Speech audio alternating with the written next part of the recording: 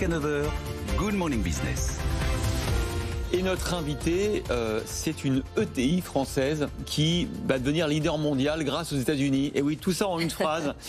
Thibault Langsad, PDG de Jouvv, bonjour. Bonjour. Bonjour et bravo. On a félicité tout à l'heure le vainqueur de la BFM Academy. On pourrait vous féliciter de la même manière parce que quand même remporter un contrat de 1,4 milliard de dollars auprès du gouvernement américain dans le domaine de la souveraineté, il fallait quand même oser, ça vous a pris 4 ans et vous avez remporté l'appel d'offres. De quoi s'agit-il ? Bon, d'abord, on a remporté ce prix avec toute une équipe depuis 4 ans. Jouvv est un leader dans l'automatisation des process. Ouais. Il faut expliquer ce que c'est. Par exemple, alors, vous aujourd'hui, quand on renvoie sa fiche de soins à sa mutuelle, c'est vous qui validez tout le process. Exactement. On reçoit tous les flux entrants d'une entreprise, ouais. On regarde ce qu'il y a à l'intérieur des documents. Maintenant, ce sont des flux numériques. Avant, c'était papier.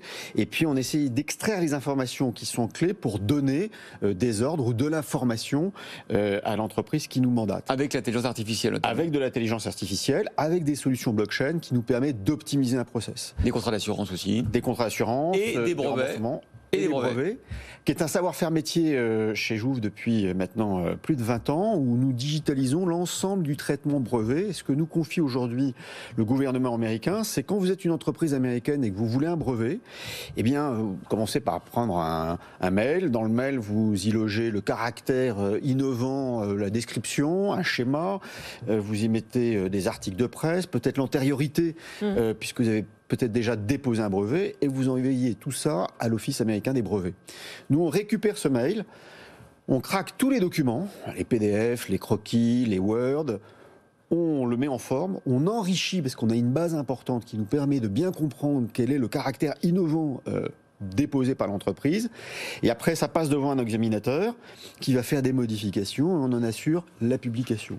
On a du mal à se rendre compte combien de brevets, de documents ça représente au final, cette demande particulière du gouvernement américain. C'est à peu près 8000 brevets par semaine, ouais. C'est un flux énorme et vous ne pouvez être efficace qu'à partir du moment où vous le traitez de façon algorithmique. Alors il y a de l'intervention humaine, parce qu'il y a un moment quand les algorithmes sont embutés, il faut que vous ayez des personnes qui regardent comment ils peuvent dénouer, mais globalement c'est un process où quand vous déposez un brevet, l'intervention humaine sur tout le brevet est d'à peu près une demi-heure. Ça peut durer plusieurs semaines compte tenu du fait qu'il y a une instruction qui est longue, mais l'intervention humaine est très limitée, ce qui vous permet aussi de réduire sensiblement le coût du dépôt du brevet pour le gouvernement américain. Alors c'est incroyable dans un domaine qui relève de la souveraineté, les brevets, les inventions, que le gouvernement américain ait choisi une entreprise française. Au moment où nous, en Europe, on s'interroge justement sur la souveraineté, est-ce que c'est parce qu'ils n'avaient pas la solution américaine, ou est-ce que c'est parce qu'avec votre nom là-bas, Flight Tyrant Solution Corporation, vous les avez leurrés? Alors, on les a pas leurrés, parce que je pense que le gouvernement américain vous les leurrait pas, et quand il regarde l'entreprise, il la regarde et il la décortique. 100% français, on est d'accord. Oui, mais les Américains sont très pragmatiques. Les Américains, ils disent, est-ce qu'ils ont la techno?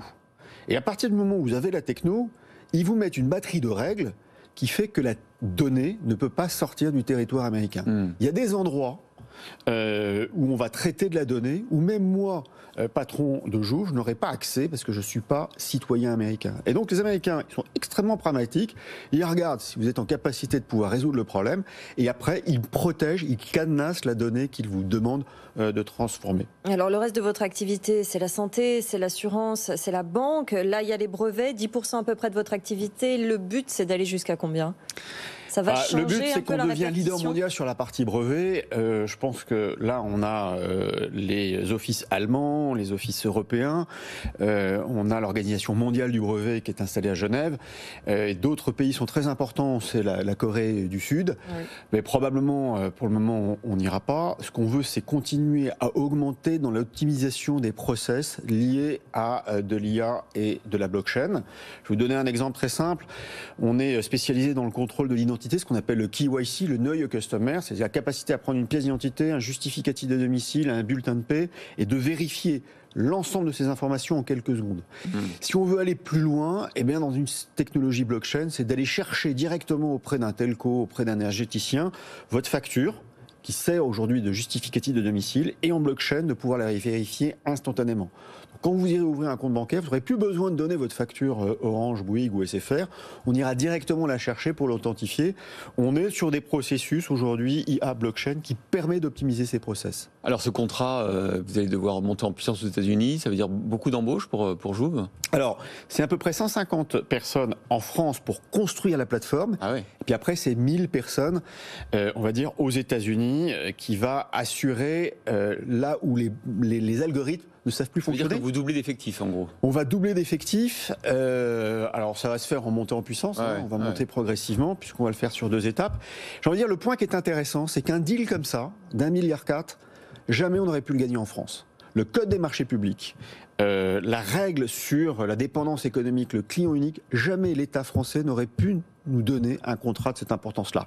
Si le contrat avait été proposé, on nous aurait dit, votre technologie, on veut la prendre, mais vous vous adossez à un gros leader, à un Cap, à Atos, Sopra Steria, parce que vous êtes trop petit. Vos fonds propres ne sont pas suffisamment importants pour garantir ce contrat. Les Américains, ils sont absolument incroyables. Il y a d'autres points où c'est compliqué avec eux, mais regarde si vous avez la techno. Ils vont mettre 80 millions d'euros pour construire l'usine, en prenant un risque incroyable, parce que on leur offre rien en retour, si ce n'est notre capacité à produire, et puis on développe derrière la solution. En France, vous avez été rattrapé par le code des marchés publics en disant non, mais vous êtes trop petit. Et c'est la leçon qu'il faut retenir sur ce grand marché. L'une des leçons de ce magnifique contrat remporté donc par Jouve, dont vous êtes le PDG, Thibault Langsane. Merci beaucoup d'avoir été sur ce plateau.